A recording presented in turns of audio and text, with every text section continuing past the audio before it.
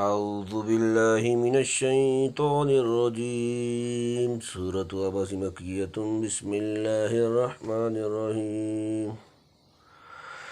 عبس وتولی ان جاءہ الاعمی وما يدریک لعلہ یزکی او یذکر فتنفعہ الذکری اما من استغنی فانت لہ تصدی وما علیک الا یزکی واما من جاءک یسعی وہو یخشی فانت عنہ تلہی کلا انہا تذکرۃ فمن شاء ذکرہ فی صحف مکرمۃ مرفوعۃ مطہرۃ بأیدی سفرۃ کرام بررہ قتل الانسان ما اکفرہ من ای شیء خلقہ من نطفة خلقہ فقدرہ ثم السبیل یسرہ ثم اماتہ فاقبرہ ثم اذا شاء انشرہ کلا لما یقض ما امرہ فلینظر الانسان الى طعامہ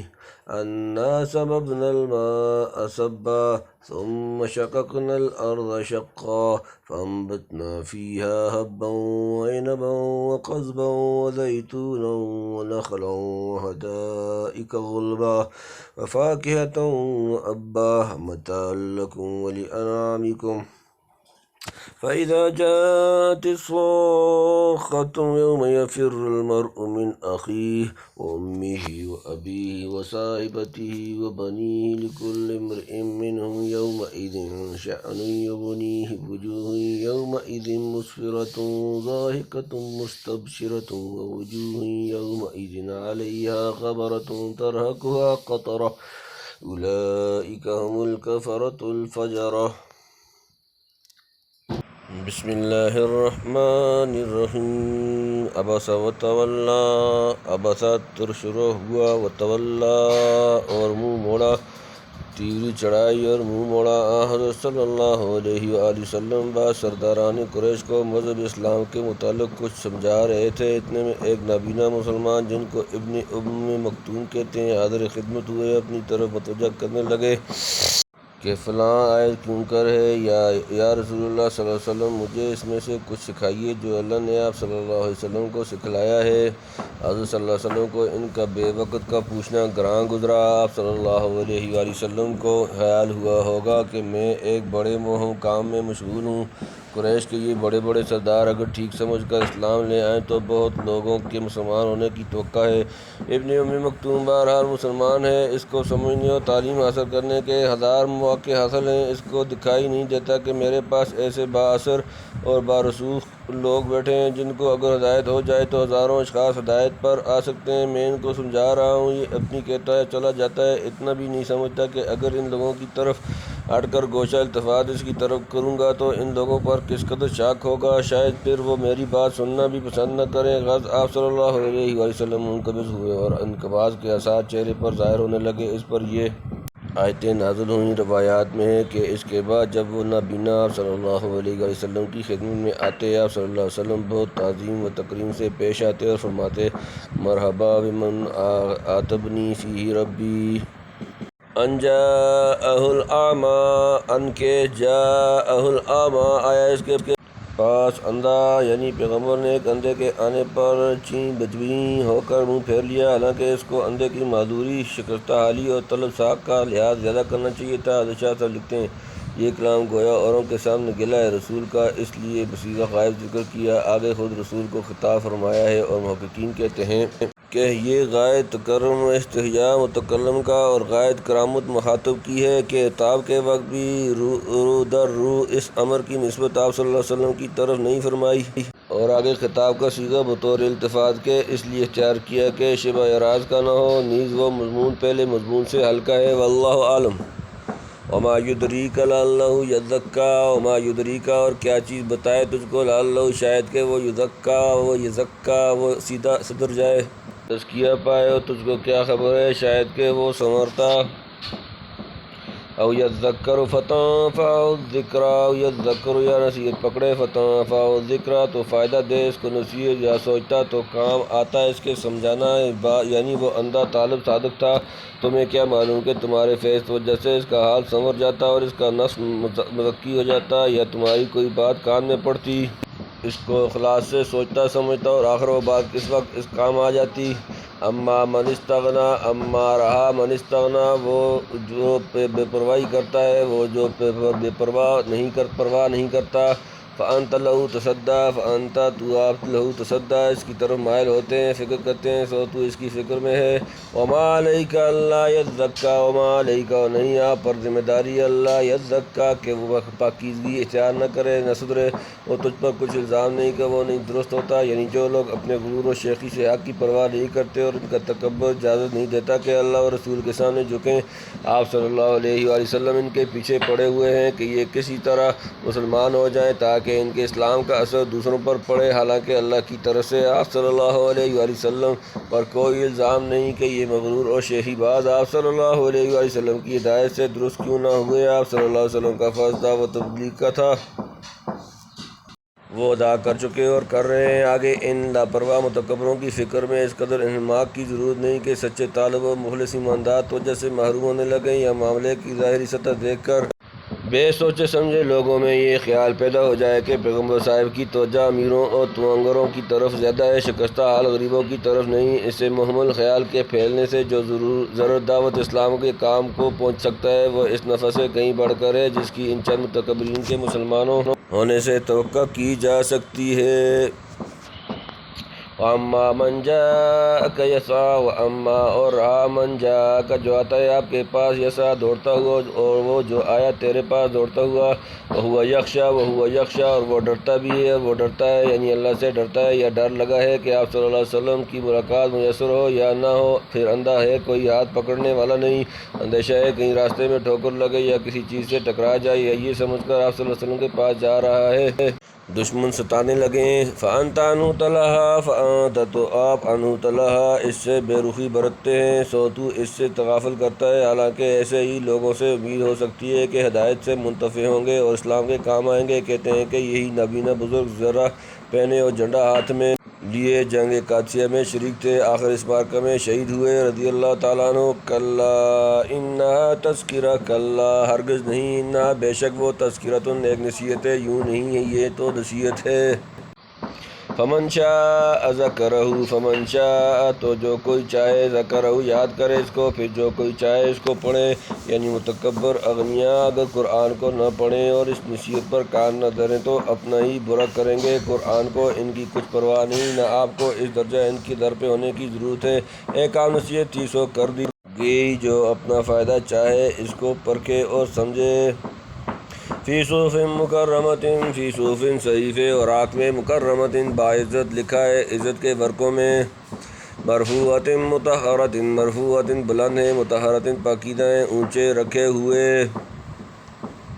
بِأَیْدِی سفرۃ، بِأَیْدِی ہاتھوں میں ہیں، سفرۃ لکھنے والوں کے، نہایت ستھرے ہاتھوں میں لکھنے والوں کے، یعنی کیا ان مغرور سر پھروں کے ماننے سے قرآن کی عزت و وقت ہوگی؟ تو قرآن تو وہ ہے جس کی آیتیں آسمان کے اوپر نہایت معزز بلند مرتبہ اور صاف ستھرے ورقوں میں لکھی ہوئی ہیں، اور زمین پر مخلص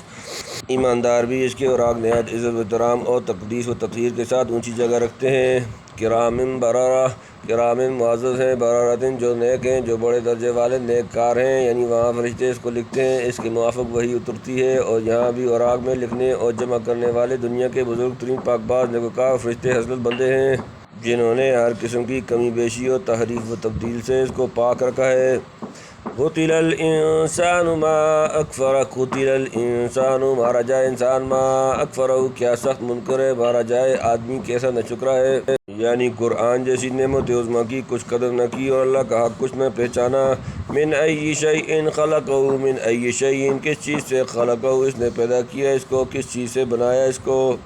من نطفۃ خلقہ فقدرہ، من نطفۃ ایک نطفہ سے، خلقہ اس نے پیدا کیا اس کو، فقدرہ پھر تقدیر مقرر کی اس کی، ایک بوند سے بنایا اس کو، پھر اندازہ پھر رکھا، اندازے پر رکھا اس کو، یعنی ذرا اپنی اصل پر تو غور کیا ہوتا کہ وہ پیدا کس چیز سے ہوا ہے، ایک ناچیز اور بے قدر قطرہ آب سے، جس میں خیس و شعور، حسن و جمال اور عقل و ادراک کچھ نہ تھا، سب کچھ اللہ نے اپنی مہربانی سے عطا فرمایا، جس کی حقیقت کل اتنی ہوگی ہو کیا اسے یہ طمطراق زیبا ہے کہ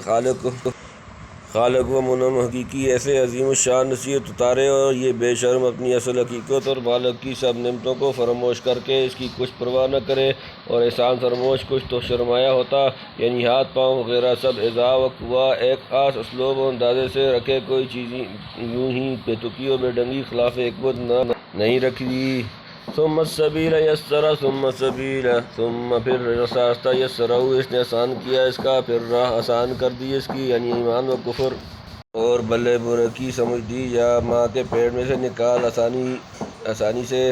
ثم اماتہ اکبرہ ثم اماتہ پھر موت دی اس کو، فاکبرہ پھر قبر دی اس کو، پھر اس کو مردہ کیا، پھر قبر میں رکھوا دیا اس کو، یعنی مرنے کے بعد اس کی لاش کو قبر میں رکھنے کی ہدایت کر دی تاکہ لوگوں کے سامنے یوں ہی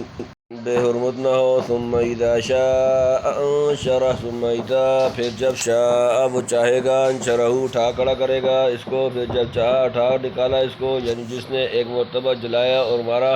اسی کو اختیار ہے کہ جب چاہے دوبارہ زندہ کر کے قبر سے نکالے، کیونکہ اس کی قدرت اب کسی نے سلب نہیں کر لی۔ الیاذ باللہ بہرحال پیدا کر کے دنیا میں لانا، پھر مار کر برزخ میں لے جانا، پھر زندہ کر کے میدان حشر میں کھڑا کر دینا، یہ منہ جس کے قبضے میں ہوئے کیا اس کی نصیحت سے اعراض و انکار اور اس کی نعمتوں کا استحقار کسی آدمی کے لیے زیبا ہے؟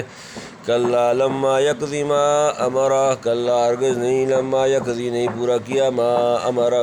جو اس نے حکم دیا اس کو، ہرگز نہیں پورا نہ کیا جو اس کو فرمایا، یعنی انسان نے ہرگز اپنے مالک کا حق نہیں پہچانا اور جو کچھ حکم ہوا تھا ابھی تک اس کو بجا نہیں لایا۔ تبھی ابن کثیر نے کلا لما یقضی ما امرہ کو ثم اذا شاء انشرہ سے متعلق رکھا ہے، یعنی جب چاہے گا زندہ کر اٹھائے گا۔ ابھی ایسا نہیں کیا جا سکتا کیونکہ دنیا کی آبادی کے متعلق اس کا جو حکم کونی و قدری ہے وہ ابھی تک اس نے ختم نہیں کیا۔ فَلْيَنظُرِ الْإِنسَانُ إِلَىٰ طَعَامِهِ فَلْيَنظُرْ پس چاہیے کہ دیکھے الانسان انسان إِلَىٰ طَعَامِهِ اپنے کھانے کی طرف۔ اب دیکھ لے آدمی اپنے کھانے کو، پہلے انسان کے پیدا کرنے اور مارنے کا ذکر تھا، اب اس کی زندگی اور بقا کے سامان یاد دلاتے ہیں۔ انا سببنا الماء صبا انا بے شک ہم نے سببنا الماء ڈالا ہم نے، پلٹنا ہم نے، انڈیلنا ہم نے پانی، سبن ڈالنا، انڈیلنا کہ ہم نے ڈالا پانی اوپر سے گرتا ہوا۔ ثم شققنا الارض شقا ثم شققنا پھر پھاڑی ہم نے، الارض زمین، شقاً پھاڑنا، پھر چیرا زمین کو پھاڑ کر، یعنی ایک گھاس کے تنکے کی کیا طاقت تھی کہ زمین کو چیر پھاڑ کر باہر نکل آتا، یہ قدرت کا ہاتھ ہے جو زمین کو پھاڑ کر اس سے طرح طرح کے غلے، پھل اور سبزی، ترکاریاں وغیرہ باہر نکالتا ہے۔ فَأَنبَتْنَا فِيهَا حَبًّا فَأَنبَتْنَا پھر اگایا ہم نے، فِيهَا حَبًّا اس میں غلہ، پھر اگایا اس میں اناج، وَعِنَبًا وَقَضْبًا وَعِنَبًا اور انگور، وَقَضْبًا اور ترکاری، اور انگور اور ترکاری، وَزَيْتُونًا وَنَخْلًا وَزَيْتُونًا اور زیتون، وَنَخْلًا اور کھجور، اور زیتون اور کھجوریں، وَحَدَائِقَ غُلْبًا وَحَدَائِقَ اور باغات، غُلْبًا گھنے اور گھن کے باغات، وَفَاكِهَةً وَأَبًّا وَفَاكِهَةً اور پھل، وَأَبًّا اور چارہ اور میوہ اور گھاس، مَتَاعًا لَكُمْ وَلِأَنْعَامِكُمْ مَتَاعًا فائدے کی چیزیں ہیں، لَكُمْ تمہارے لیے، وَلِأَنْعَامِكُمْ اور تمہارے مویشیوں کے لیے، کام چلانے کو تمہارے اور تمہارے چپاؤں کے، یعنی بعض چیزیں تمہارے کام آتی ہیں اور بعض تمہارے چپاؤں کے۔ فَإِذَا جَاءَتِ الصَّاخَّةُ فَإِذَا پھر جب جاءت آئے الصَّاخَّةُ کان پھوڑنے والی، پھر جب آئے وہ کان پھوڑنے والی، یعنی ایسی سخت آواز جس سے کان بہرے ہو جائیں۔ اس سے مراد نفس سور کی آواز ہے۔ یوم یفر المرء من اخیہ یوم یفر المرء اس دن دوڑے گا انسان، من اخیہ اپنے بھائی سے، جس دن کے بھاگے مرد اپنے بھائی سے، و امہ و ابی و امہ اپنی ماں سے، و ابیہ اپنے باپ سے اور اپنی ماں اور باپ سے، و صاحبتہ و بنی و صاحبتہ اور اپنی بیوی سے، و بنی اور اپنے بیٹے سے اور اپنی ساتھ والی سے اور اپنے بیٹوں سے، لکل امرئ منہم یومئذ شأن یغنیہ لکل امرئ واسطے ہر شخص کے، منہم ان میں سے، یومئذ اس دن شأن ایک خاص حالت ہوگی، یغنیہ جو بے پرواہ کر دے گی اس کو، ہر مرد کو ان میں سے اس دن ایک فکر لگا ہوا ہے جو اس کے لیے کافی ہے، یعنی اس وقت ہر ایک کو اپنی فکر پڑی ہوگی۔ احباب و اقارب ایک دوسرے کو نہ پوچھیں گے بلکہ اس خیال سے کہ کوئی میری نیکیوں میں سے نہ مانگنے لگے یا اپنے حقوق کا مطالبہ کرنے لگے، ایک دوسرے سے بھاگے گا۔ وجوہ یومئذ مسفرہ، وجوہ کچھ چہرے یومئذ اس دن مسفرۃ روشن ہوں گے، کتنے منہ اس دن روشن ہیں، ضاحکۃ مستبشرہ، ضاحکۃ ہنستے ہوں گے، مستبشرۃ شادماں ہوں گے، ہنستے خوشیاں کرتے، یعنی مومنین کے چہرے نور ایمان سے روشن اور غایت مسرت سے خندہ و فرحاں ہوں گے۔ ووجوہ یومئذ علیہا غبرہ، وجوہ کچھ چہرے یومئذ اس دن علیہا غبرہ ان پر غبار ہوگا، اور کتنے منہ اس دن ان پر گرد پڑی ہے، ترہقھا قطرہ، ترہقھا ڈھانکے گی ان کو قطر، سیاہی چڑھی آتی ہے ان پر، سیاہی یعنی کافروں کے چہروں پر کفر کی کدورت چھائی ہوگی، اور اوپر سے فسق و فجور کی ظلمت اور زیادہ تیرہ تاریک کر دے گی۔ اولئک هم الکفرۃ الفجرہ، اولئک یہی لوگ ہم وہ ہیں، الکفرۃ جو کافر ہیں، الفجرہ جو فاجر ہیں، بدکار ہیں، یہ لوگ وہی ہیں جو منکر ہیں، ڈھیٹھ یعنی کافر۔ بے حیا کو کتنا ہی سمجھاؤ ذرا نہ پسیجے، نہ خدا سے ڈرے نہ مخلوق سے شرمائے۔